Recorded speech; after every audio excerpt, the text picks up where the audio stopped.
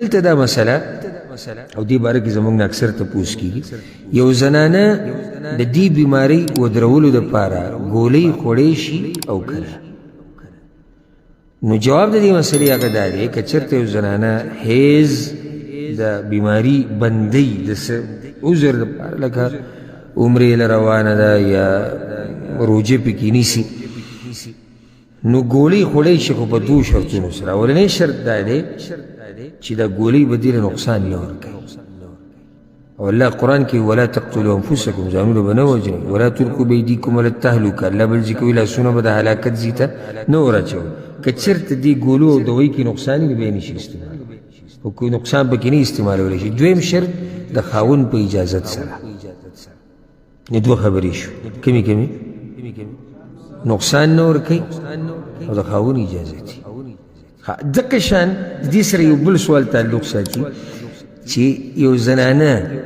حیض یې نه راځي یعنې څه وخته پورې بند شوی دی دا ګولۍ خوري چې راشي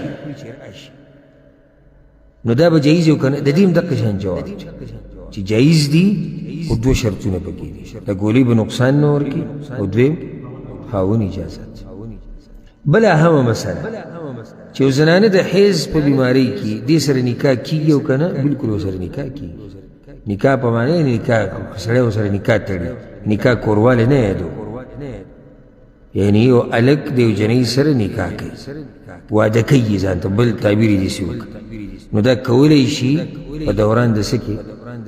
په دوران د حیض کې دې سره حیض د نکاح سره څه ټکراو نشته بله مسله د حیض په دوران کې خاوند به ښځې له طلاق نه ورکوي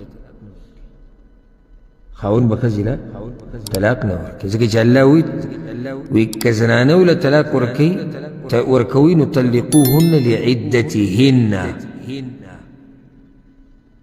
ولې به له په حیض کې طلاق نه ورکوي سبحان الله شریعت زموږ څومره ښایسته شریعت دی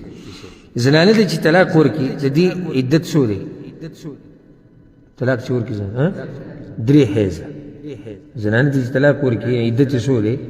درې حیضه ښه اوس یو سړی راولګېدو زنانه له یې طلاق ورکړو د حیض په دوران کې اوس عدت ټول ګډوډ شو ګډوډ څنګه شو دا اولنې دا کوم حیض کې چې دا ده دا به ورسره شمارېږي او که نه نو که د دې ځینې شمارې بیا پاتې دوه دي که دا ورسره نه شمارې نو بیا به څلور او دا که څنګه او دا داسې نو د دې هر څه نه د بچ کېدو لار هغه څه ده چې د حیض په دوران کې به طلاق نه ورکړي او راجح خبره دا ده د یادو کې دا غټه فایده ده چې د حیض په دوران کې چې طلاق ورکړي دا طلاق نه واقع کېږي دا نه واقع کېږي ځکه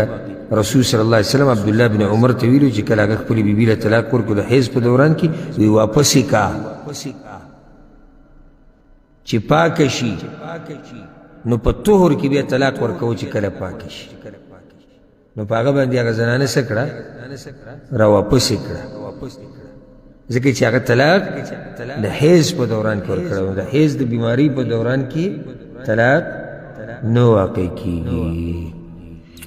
دا یو څو مسلې دې سره تعلق ساتو په دې به اکتفا وکړو انشاءالله باقي مسایل به پر روان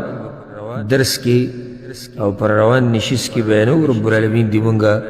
پوهه کړي په قرآن او په حدیث باندې